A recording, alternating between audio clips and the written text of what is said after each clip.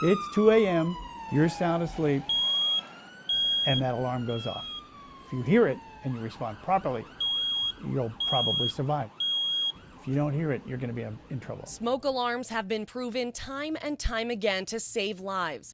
But 3 in 5 home fire deaths happened in homes that didn't have working smoke alarms. A working smoke alarm actually increases your probability of surviving a home fire by 50%. And some people would say, well, that's only half.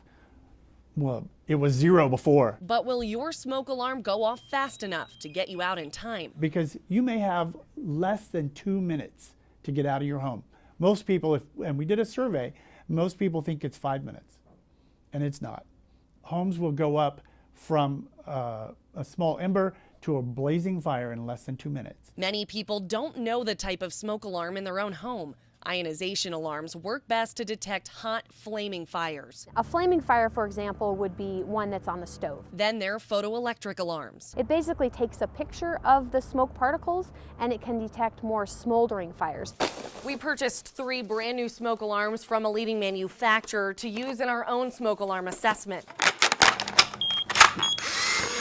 1 ionization, 1 photoelectric, and 1 combination alarm, which utilizes both technologies.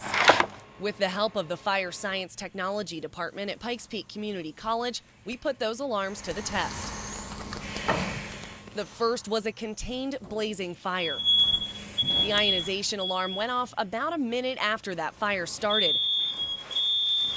The photoelectric and combination alarms were just seconds behind. But things happened differently in the smoldering fire scenario when the fire was set in a different room. If you think of this room, the burn room, if you will, as a bedroom. We had the doors closed, the bedroom door closed to what would be a hallway, and then maybe down that hallway just a little bit, that's where the smoke alarms are set up. Then the bedroom door was open. Should be moving that way now.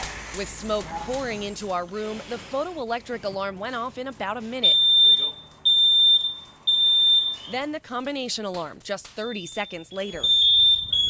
But the ionization alarm didn't go off until more than a minute after the photoelectric.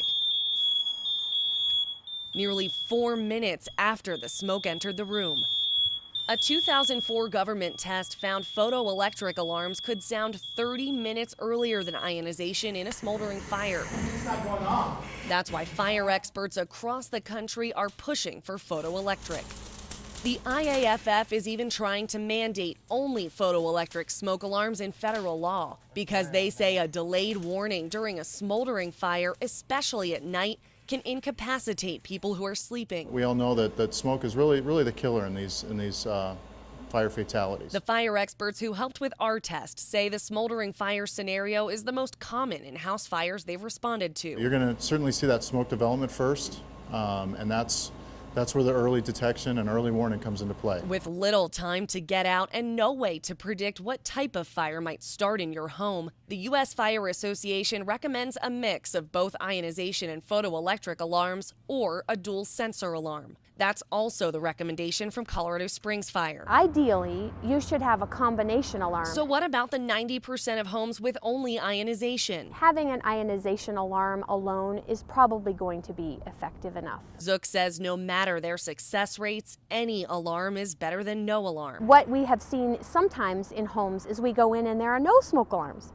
And that really is not a good thing to see. That leads to an even scarier statistic. More than 1/3 of home fire deaths resulted from fires in which no smoke alarms were present at all. After the fact, if we see it and we get there and we see there wasn't a battery in there, well, that's a tough pill to swallow. They all agree the easiest way to prevent injury or death in a home fire is to get an alarm and maintain that alarm. That's the screaming message here. You can save your life and the lives of your family by having a working smoke alarm. Because without it, you're running a big risk.